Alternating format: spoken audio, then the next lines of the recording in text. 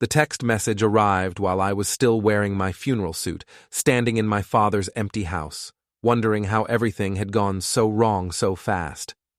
My phone buzzed, and Brittany's name lit up the screen with words that made my blood freeze.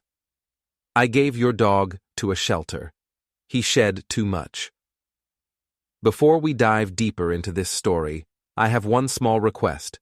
Please subscribe, drop a like, comment, and hit that hype button to boost this channel so more people can discover these incredible Reddit stories. I stared at the message for a full minute, my brain refusing to process what I'd just read. Duke, my 3-year-old rescue German shepherd, the only thing that had kept me sane through Dad's cancer battle, was gone. Just like that. No discussion, no argument, just gone. Jackson, you okay? My Aunt Helen touched my shoulder, her eyes still red from crying at the service. You look like you've seen a ghost. Something like that, I muttered, already grabbing my keys. If I weren't already in hell, this would have punched my ticket. The Pine Ridge Animal Shelter sat on the outskirts of town like a concrete monument to abandoned hope. I'd been here before, 3 years ago, when I'd found Duke cowering in the back corner of Kennel 12. Now I was racing back, praying I wasn't too late. Old Man Weller looked up from his clipboard as I burst through the front door. His weathered face showed no surprise, just the tired resignation of someone who'd seen too much human cruelty. Let me guess, he said, not bothering with pleasantries. You're here about the German shepherd that came in this morning. The one marked as aggressive. Aggressive? I nearly choked on the word. Duke wouldn't hurt a fly. Where is he? Weller's expression darkened. Your girlfriend filled out the surrender form, listed him as having bitten her twice and showing signs of territorial aggression. Dogs with that kind of record. He shrugged. We don't have the space or resources for rehabilitation. The implication hit me like a sledgehammer. You're going to put him down. Already scheduled for this afternoon. I'm sorry, son, but once the paperwork is filed, she lied. I pulled out my phone, scrolling frantically through photos. Look, here's Duke at the dog park last week. Here he is with my neighbor's kids. Does this look like an aggressive animal to you? Weller studied the pictures, his frown deepening. Your girlfriend seemed pretty convincing. Had documentation of her allergies, medical bills for the supposed bites. What medical bills? She's never been bitten by anything except her own vanity. I was getting loud now, desperate. Please, just let me see him. 5 minutes. If Duke shows any sign of aggression toward me, his owner for 3 years, then you can do whatever you want. Something in my voice must have gotten through because Weller sighed and grabbed a set of keys. 5 minutes, but if that dog so much as growls... Duke nearly knocked me over when Weller opened the kennel door.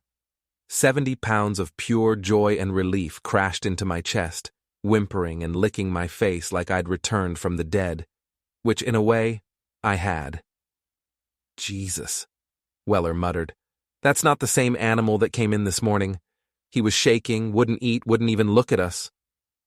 Because he was terrified and confused.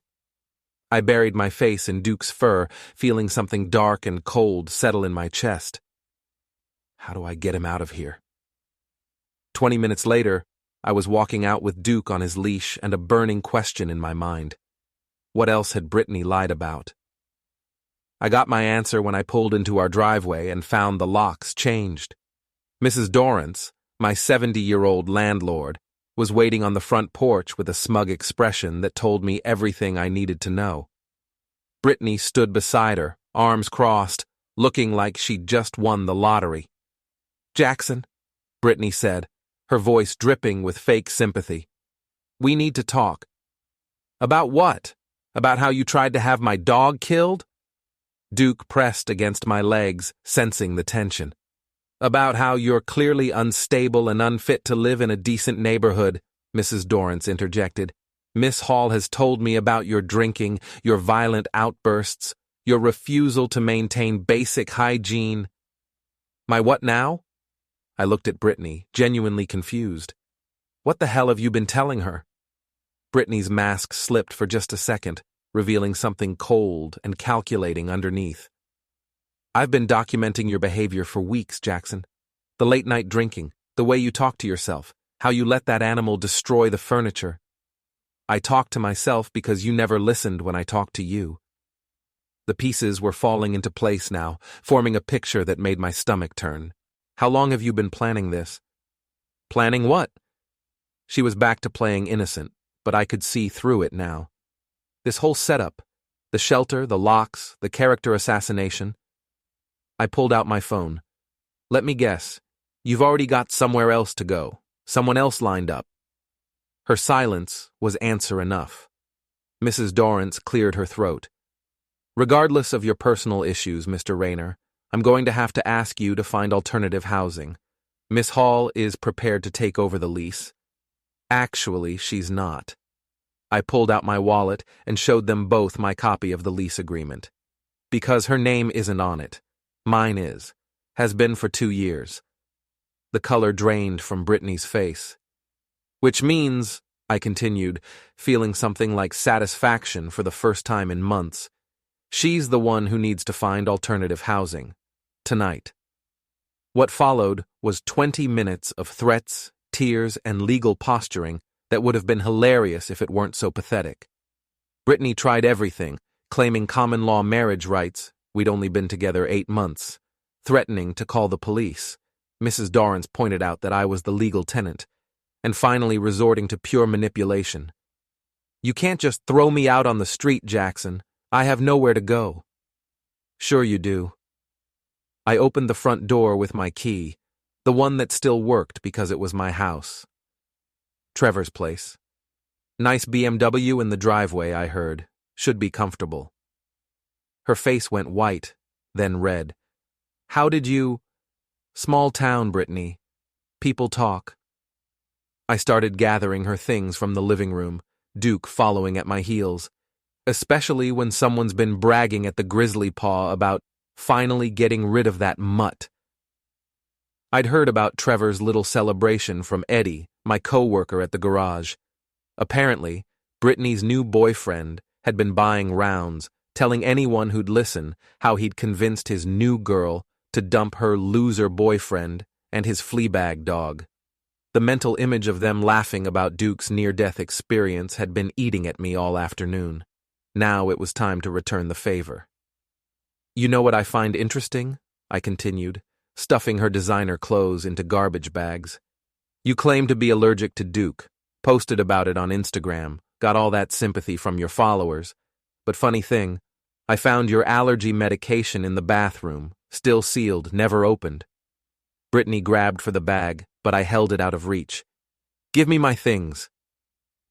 "Your things are going on the curb in exactly 10 minutes. What you do with them after that is your business." I looked at Mrs. Dorrance, who was watching the whole scene with obvious discomfort. "Unless you'd like to call the police to oversee the eviction of an unauthorized tenant?" The older woman shook her head quickly. "I think we can handle this civilly." "Civilly?" Brittany's voice cracked. "He's destroying my life." "No," I said quietly.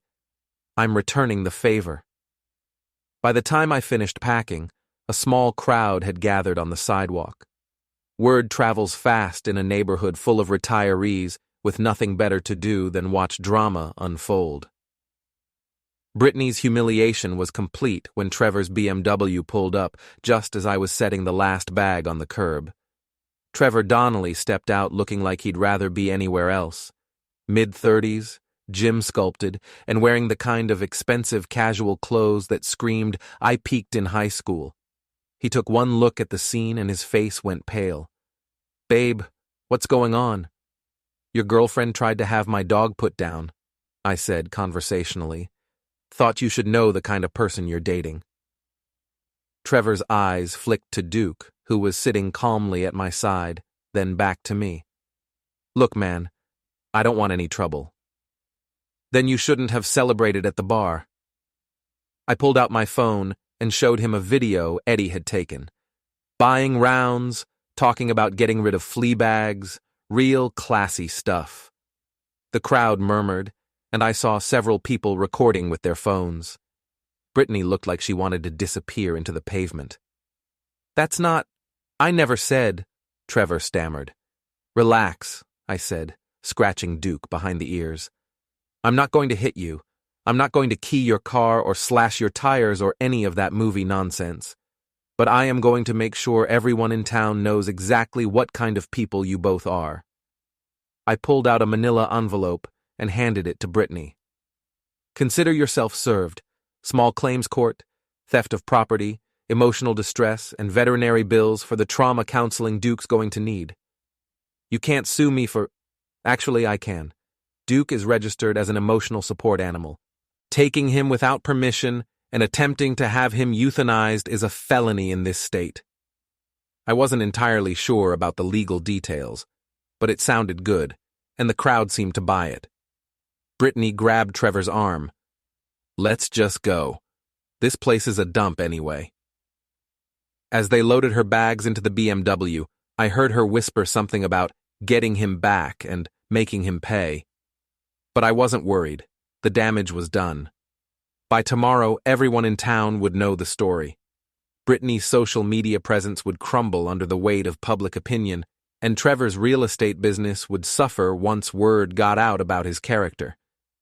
I watched them drive away, then looked down at Duke, who was wagging his tail and looking up at me with complete trust and devotion. "Just you and me now, boy," I said, and for the first time in months, that felt like enough. The next morning, I woke up to 17 missed calls and 43 text messages. Brittany's Instagram post, a tearful video about toxic masculinity and animal abuse, had backfired spectacularly. The comments section was full of people defending me and calling her out for lying about her allergies. Someone had even posted screenshots of her old photos with Duke, proving she'd never had a problem with him before. I made coffee, fed Duke, and smiled as I deleted every message without reading it. Sometimes the best revenge is simply letting people show their true colors to the world. The phone rang. Eddie's name appeared on the screen. "Dude, you need to see this," he said without preamble. "Trevor's car is in the shop. Someone filled it with dog hair and fish guts." I nearly choked on my coffee. "What?" "Yeah, man. He's going crazy, threatening to press charges, but nobody saw anything. Weird coincidence, right?" "Very weird," I agreed, grinning. I hadn't touched Trevor's car, but apparently someone else had decided to get creative with their own revenge. Small towns have a way of taking care of their own. Oh, and get this. Brittany's been evicted from her apartment. Turns out she hasn't paid rent in 2 months. Word is she was counting on moving in with you permanently. The pieces clicked into place. The whole thing had been a setup from the beginning. Brittany had been planning to take over my lease, my house, my life, while getting rid of the one thing that mattered most to me. The cruelty of it was breathtaking. "Jackson? You there?" "Yeah," I said, watching Duke chase a squirrel in the backyard. Just thinking about how things have a way of working out. That evening, I took Duke for a walk through downtown. We passed the Grizzly Paw, where a small crowd had gathered outside. Through the window, I could see Trevor arguing with the bartender, gesticulating wildly while pointing at his phone. "Trouble in paradise?" Eddie appeared beside me, grinning. "What's going on?" Brittany posted another video, this one claiming Trevor promised to marry her and buy her a house. Trevor's in there trying to do damage control, but it's not going well. Turns out he's already engaged to someone else. I felt a moment of something that might have been pity, but it passed quickly. Brittany had made her choices. Now she was living with the consequences. "Come on, Duke," I said, tugging gently on his leash. "Let's go home." As we walked away, I heard Trevor's voice rising above the crowd noise, desperate and angry. But it didn't matter anymore. The war was over, and I'd won by simply refusing to play their game. 6 months later, I was sitting on my front porch, watching Duke play with the neighbor's kids, when Mrs. Dorrance approached with an envelope in her hand. "This came for you," she said, her tone apologetic. "Certified mail." Inside was a court document. Brittany was suing me for defamation, emotional distress, an unlawful eviction. The amount she was seeking was laughable, $50,000 for damage to her reputation and career prospects. I showed the papers to my lawyer, a sharp woman named Patricia Chen, who specialized in frivolous lawsuits. "This is garbage," she said after reading through the filing. "She has no case, no evidence, and no credibility, but she's representing herself, which means she's going to drag this out as long as possible." "Let her," I said. "I've got time." The case was dismissed 6 weeks later when Brittany failed to show up for the hearing. According to the court clerk, she'd moved to Florida with some guy she'd met online. Trevor had apparently cut all ties after his fiancée found out about the affair. I never heard from either of them again. Duke lived to be 14 years old, dying peacefully in his sleep on a warm spring morning. I buried him in the backyard under the oak tree where he used to chase squirrels, and I planted a small garden around his grave. Sometimes I think about Brittany and wonder if she ever learned anything from what happened. But mostly, I don't think about her at all. She was just a brief, unpleasant chapter in a much longer, much better story. The real victory wasn't in her downfall or Trevor's humiliation. It was in the 3 extra years I got with Duke, the trust of my neighbors, and the knowledge that I'd chosen loyalty over convenience, truth over manipulation, and love over revenge. In the end, that was enough.